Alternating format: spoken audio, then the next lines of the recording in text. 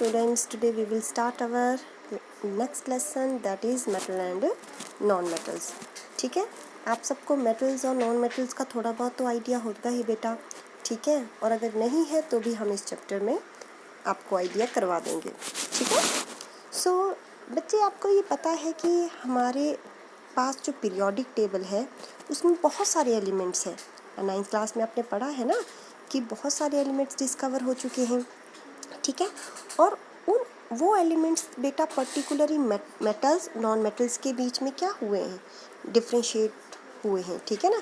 कुछ periodic table के elements जो है मेटल्स हैं बेटा, कुछ नॉन मेटल्स हैं, कुछ हैं जो मेटलॉइड्स भी हैं, ठीक है ना। मैं बताऊंगी आगे मेटलॉइड्स क्या होते हैं, लेकिन बहुत कम है मेटलॉइड्स, जनरली मेटल्स और नॉन मेटल्स। मेटल्स भी बहुत ज़्यादा है, नॉन मेटल कम है और मेटल्स ज़्यादा हैं, ठीक है। तो आज हम वही मेटल्स और नॉन मेटल्स के बारे में पढ़ेंगे, ठीक है। मेटल नॉन मेटल के रिएक्शंस के बारे में पढ़ेंगे, वो कैसे कैसे रिएक्शन करते हैं, ओके। सो सबसे पहले फिजिकल प्रॉपर्टीज़ की बात करते हैं मेटल्स की बच्चे। तो मेटल क्या है? मेटल आपने देखा ना, एल्यूमिनियम, आयरन, कॉपर, गोल्ड, ये सारे क्या हैं बेटा? मेटल्स हैं ये, ठीक है ना। आइडिया तो है ना आपको, जो आपका लोहा है वो भी क्या है? मेटल है, ठीक है। तो एक बार अगर इनकी फिजिकल प्रॉपर्टीज़ के बारे में सोचना है ना बच्चे, तो एक बार इमेजिन कर लो कि ये या तो कॉपर उठा लो, आयरन उठा लो, एल्यूमिनियम उठा लो, फिर सोचो वो कैसे कैसे हैं। तो ऑटोमेटिकली आपको उनकी फिजिकल प्रॉपर्टीज़ के बारे में पता लगना शुरू हो जाएगा, ठीक है। जैसे first, metals in their pure state have a shiny surface. एक तो चमकदार होते हैं ना। एल्यूमिनियम देखा है कैसे चमकता है, कॉपर चमकदार होता है, ठीक है, गोल्ड, सिल्वर सब चमकते हैं आपके, तो इनका शाइनी सरफेस होता है। तो एक प्रॉपर्टी ये हो गई कि metals have this property is called metallic lustre.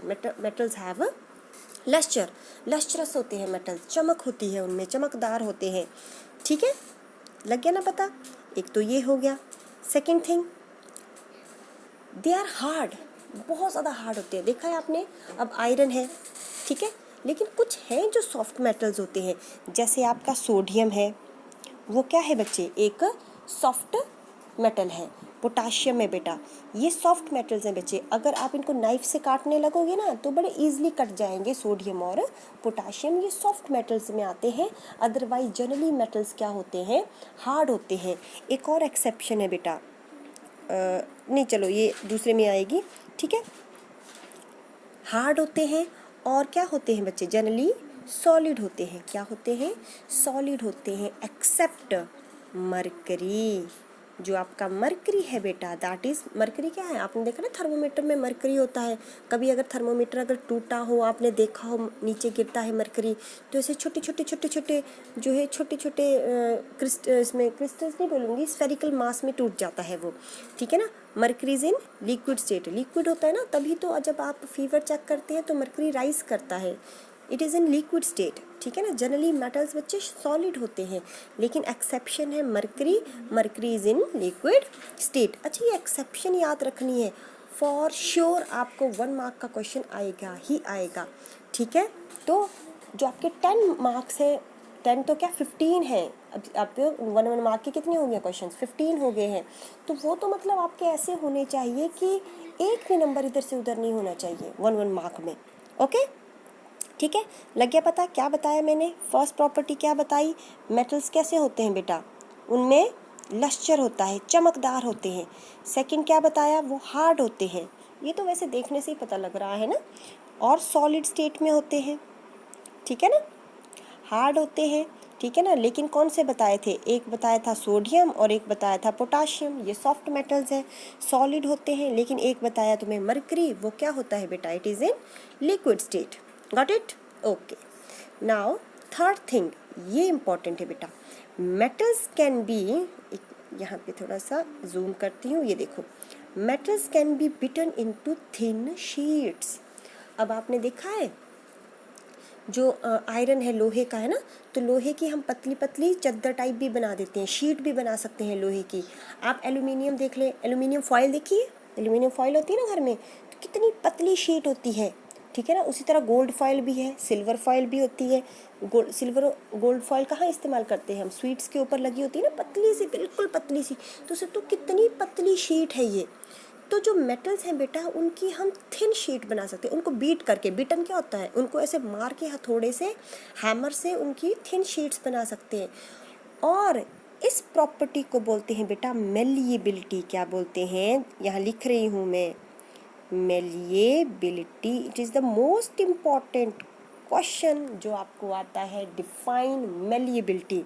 ठीक है, तो malleability is the property of metal by which metals can be beaten into thin sheets.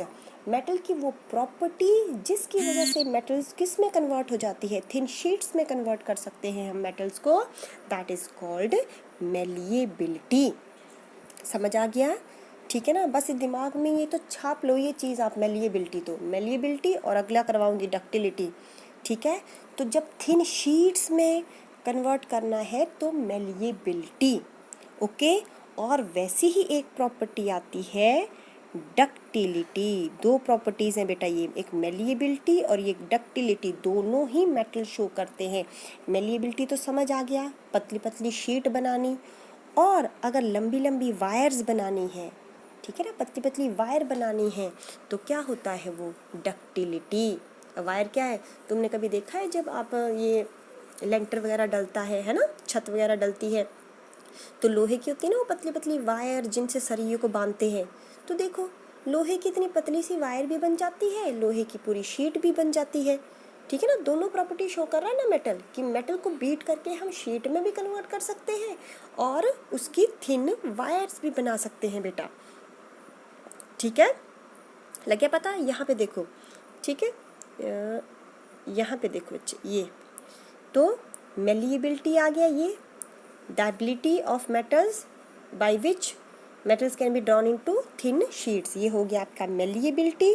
और the ability of metals to be drawn into thin wires is called ductility। अगर पतली पतली wires बनानी है उनकी तो वो प्रॉपर्टी क्या आ जाती है आपकी, डक्टिलिटी। तो सबसे डक्टाइल और मेलिएबल मेटल कौन होगा बेटा, वो होगा हमारा gold. Gold is the most ductile metal. आप इमेजिन नहीं करोगे, गोल्ड के ओनली 1 ग्राम से 2 किलोमीटर लंबी वायर बना सकते हैं हम, 2 किलोमीटर लंबी वायर। तो सोचो कितना खिंचता होगा वो, ठीक है ना। तो कितना डक्टाइल और कितना मेलिएबल होगा, अब तुम खुद इमेजिन करो। अच्छा चलो इसकी देख लो, आपने क्या चांदी का वर्क किया होता है उसके ऊपर, मिठाइयों के ऊपर सिल्वर फॉइल लगी होती है ना, तो कितनी पतली होती है, वैसे आप छूते हैं तो आपकी उंगलियों पे ही चिपक जाती है वो, कितनी पतली शीट होती है सिल्वर की वो। तो सिल्वर की इतनी, तो गोल्ड की तो उससे भी पतली बन सकती है, मतलब ऑलमोस्ट ट्रांसपेरेंट, इतनी पतली शीट बना सकते हैं हम। तो gold is the most malleable and ductile element. ठीक है, कभी भी क्वेश्चन आपसे पूछा जाएगा which is the most ductile metal, तो कौन सा है, गोल्ड। ओके, लग गया पता। अब मेलिएबिलिटी और डक्टिलिटी है इनमें बेटा, तभी तो हम इनकी डिफरेंट डिफरेंट शेप्स बना सकते हैं, किसी भी शेप में किसी भी ढांचे में ढाल सकते हैं। अब आप अपने गोल्ड को ही देखो ना, कितनी सारी ज्वेलरीज बन जाती है। अब इमेजिन करो अगर वो मोल्ड ही नहीं होती, अगर वो वायर या इसमें कन्वर्ट ही नहीं होती, बिल्कुल रिजिड होता मास उसका, बिल्कुल नहीं हिल सकता, तो कहाँ से आपकी ऐसी ज्वेलरी बननी थी सुंदर सुंदर, है ना। तो देखो गोल्ड की कितनी सुंदर ज्वेलरी, तो कितनी पतली पतली पतली पतली वायर से डिज़ाइन बने होते हैं, है ना। ओके, ठीक है ना। तो gold is the most ductile and malleable metal. ठीक है, नेक्स्ट प्रॉपर्टी आ जाती है बेटा, ये जो है बेटा क्या करते हैं, ये कुकिंग वेसल वगैरह, ये तो है वेसल वगैरह में इस्तेमाल करते हैं हम, कुकिंग के लिए मेटल को इस्तेमाल करते हैं। क्यों, क्योंकि they are good conductor of heat, they have very high melting point, वो जल्दी गलते नहीं हैं, उनका मेल्टिंग पॉइंट बहुत हाई है, वो गुड कंडक्टर ऑफ हीट होते हैं बेटा। अगर यहाँ देखो, ये देखो, यहाँ से यहाँ पे एक साइड देखो, रॉड को गर्म कर रही है, यहाँ से गर्म करेंगे यहाँ तक। जैसे आपने घर पे जब स्पून, बाई चांस स्पून पकड़ा हो, या लोहे की कोई घर में ना जैसे चिमटा देखा है ना, वो है ना, चूल्हे पे चिमटे का इस्तेमाल करते हैं हम, तो एक साइड से पकड़ा तो कई बार वो दूसरी साइड को भी गर्म हो जाता है, कड़छी आपकी गर्म हो जाती है। क्यों? Because it is made up of metal and metal is a good conductor of heat, तो उसमें ट्रांसफ़र हो जाते हैं। ठीक है, तो हम कुकिंग वगैरह के लिए मेटल को इस्तेमाल करते हैं because it is a good conductor of heat. और तो बच्चे इसमें आपको क्वेश्चन क्या आ जाएगा, इसमें क्वेश्चन आएगा कि बेस्ट कंडक्टर कौन है, बेस्ट कंडक्टर कौन है हीट का? तो बेटा सिल्वर। कौन है? Silver. Silver is the best conductor of heat.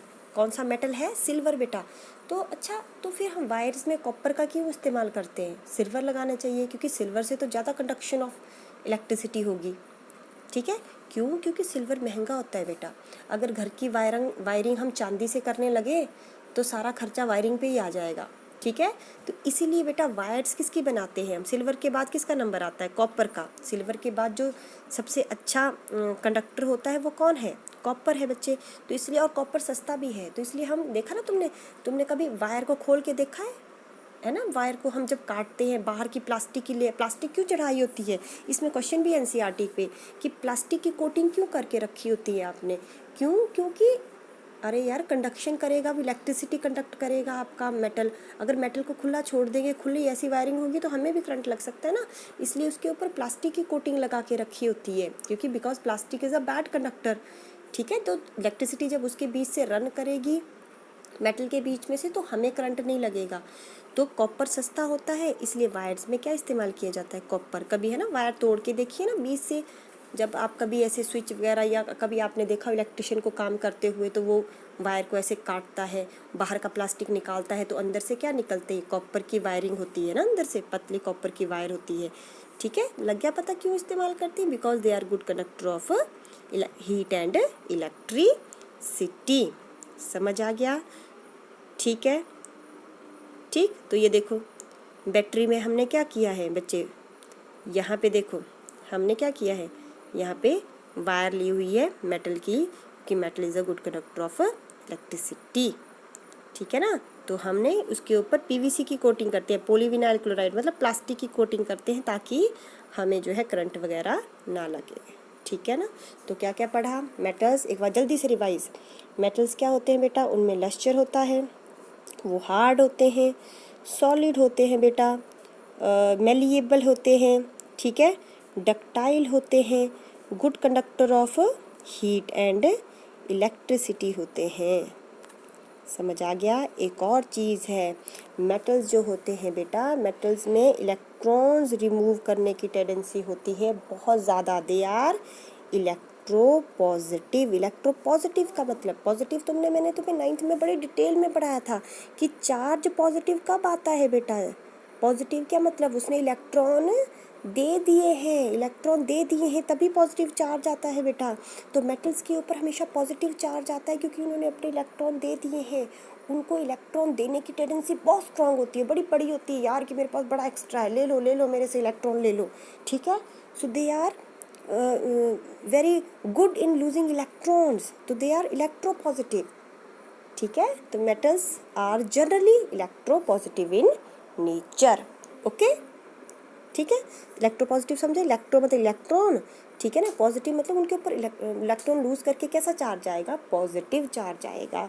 ठीक है, so they are electropositive in nature by losing electrons. They have, या लिख सकते हैं आप, they have tendency to lose electrons. ठीक है, तो आज के लिए इतना ही। नॉन मेटल्स अगले लेक्चर में डिस्कस करेंगे। ओके।